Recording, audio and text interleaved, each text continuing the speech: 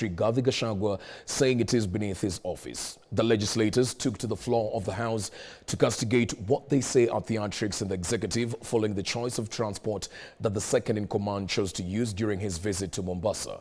And as Brian Mwai now reports, the leader of majority Kimani Ichung'wah maintains the ample budget allocated to his office should afford him the respect he deserves, including the choice of transportation. As the fabric that holds the Kenya Kwanza government together continues to wear out, the public display of wrangles has now become a subject of conversation, not just in the political arena, but also on the floor of the National Assembly. We have lately seen discordant voices, especially emanating from the presidency. These photos of Deputy President Rigathi Gachagua boarding a KQ flight while carrying his own briefcase have elicited a lot of debate and seemingly confirming the talks on his frustrations in government. And now, members of parliament put it on the floor to confirm whether the deputy president was being frustrated or is just seeking sympathy. A real problem that the deputy president is suffering, that as a house we can help him solve, that this is the right platform. But if he's creating, disunity and playing victim at the same time so that a particular section of the government would go a different way, then we want to know and call him to order. Inafaa wakati huu tuwe tunaongea juu ya finance bill, Mheshimiwa Spika, lakini tetesi ambazo zinakuja katika taifa hili wakati huu ni vipi deputy president anatembea, naibu wa rais ametembea na begi, sijui imekuwa vipi. Nothing that stops them from dragging that Gachiethe here so that they can impeach him.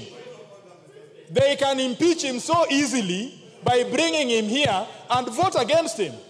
So why should we divert from business of this house and enter into some charade and hypocrisy and politics instead of doing business which is before us? Mr. Speaker, the Deputy President is very serious about supporting the talents in this country. Only a few days ago, Mr. Speaker, the Deputy President was there for the launch of the Bahati show, Mr. Speaker. We might have had a continuation of the same show on the side, on the runway of at JKI, Mr. Speaker. The act of a Deputy President towing a travel bag on a runway is not a display of talent. And it cannot be. That bag is for something else.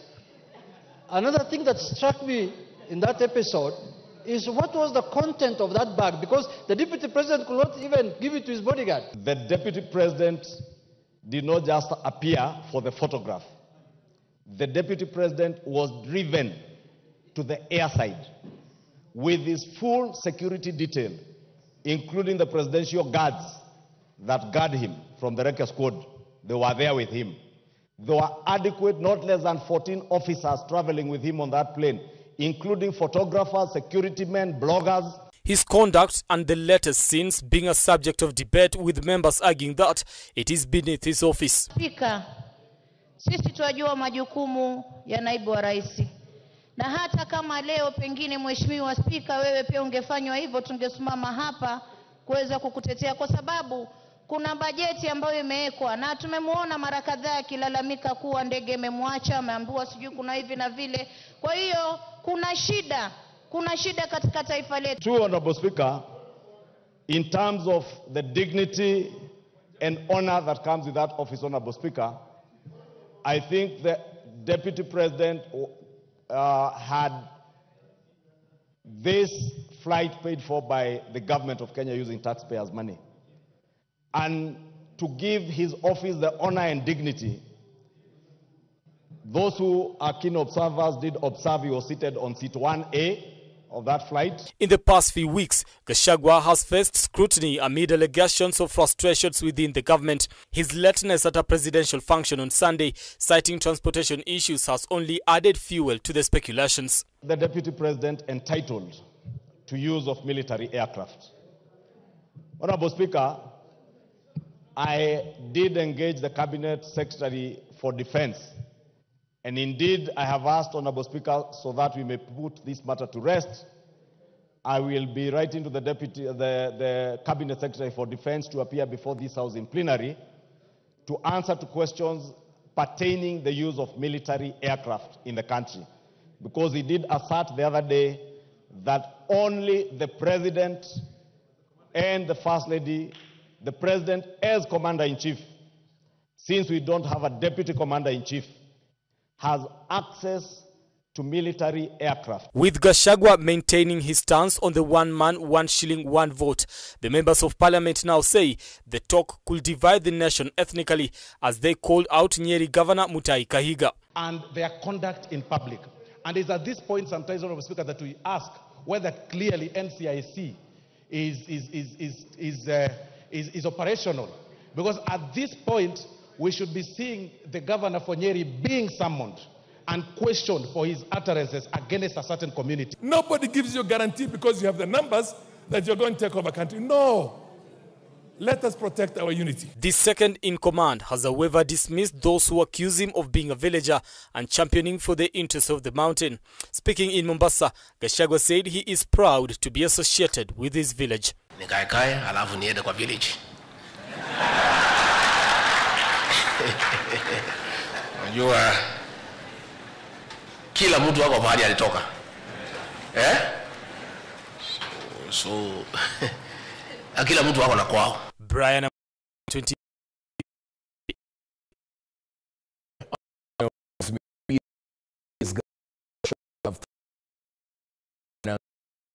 if the view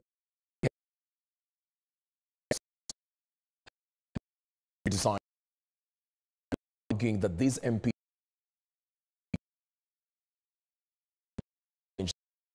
to public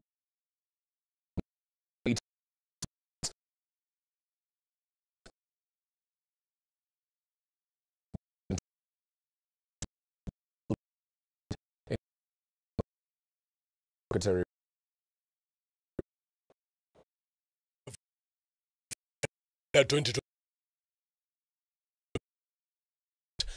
becoming the second under President William Ruto's government. Treasury Cabinet Secretary Professor Njuguna Ndungu will read the budget in the afternoon session of the National Assembly, a budget that has drawn different reactions. We are being ambitious. Let us let the government look at fiscal consolidation.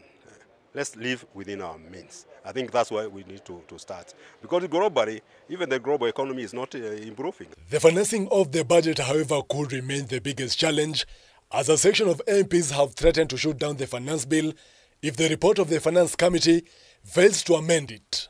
Mimi nitapeleka amendments zangu bunge, niko na amendments kama 13, zisipokubalika katika bunge, mimi nitavote no. Parliament here will be bought, will be given money by the president, but we will stand our ground. We will fight for Kenyans because that is the right thing that we should be doing. So whether they shoot it down or not, we will stand and be counted as the few. I will stand and be counted as one of the few members of parliament who stood with Kenya. I would say I've gone through public participation with the people of Dagoretti North. Their word is just one. That if they do not change, yes, we have to say no. I will be saying, oh, we can shoot it, no. But those who will say no, will say no. For the purposes of, for us, history to come and judge us after. However, those in support of the bill have called out the naysayers defending it, that revenue generated will sprout development. For those who want to say that their constituents who elected them do not want any development, they should stand up in parliament and boldly proclaim it. This masquerading that I want development and the development comes at a cost, but I do not care where the money comes from, is a luxury that the parliamentarians do not enjoy. Where he stands, we must have a finance bill. Anyway, it has to be there. Advise us on how to advise him. He doesn't take any advice. So therefore, we members of parliament who are with the people, we will always fight for the people. We will always be on the side of the people, by the people. The Kuria Kimani-led committee has retreated in Naivasha for report writing, which will be tabled in Parliament next week, Tuesday, for debate, ahead of voting on Thursday. Joel Chacha, K24 TV, Nairobi. The Kenya Union of Post-Primary Education Teachers has issued a 14-day notice to the Teachers Service Commission to reinstate the 742 JSS intern teachers that were on strike. KUPPET is threatening to seek legal redress. This comes weeks after KUPPET had announced that the teachers could return to work as the issued show cause letters had been withdrawn. However, 2 days after resuming work, the JSS teachers started receiving termination letters, a matter which TSC claims was based on professional misconduct and unsatisfactory reasons for absence from work. Harry Chime reports.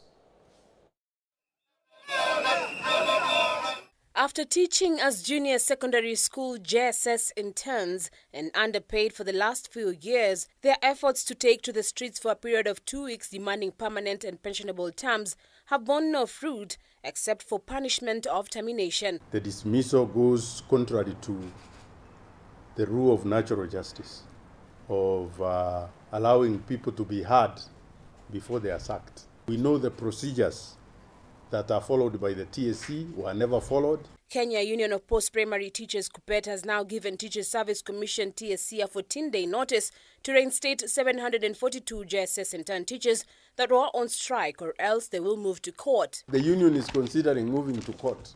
We shall give them around 14 days to put our house in order so that from that point we shall now start engaging them in various forums. KUPPET expressed disappointment that they were part of the group that facilitated the return to work formula and lobbying for provision of 8.3 billion shillings for employment of 26,000 intern teachers. Yet 2 days later, the teachers began receiving termination letters. Some of these teachers have been asked to hand over to new ones who have reported to institutions. How can TSC fire these teachers just when the budget for their conversion into permanent terms is just due for passage in Parliament?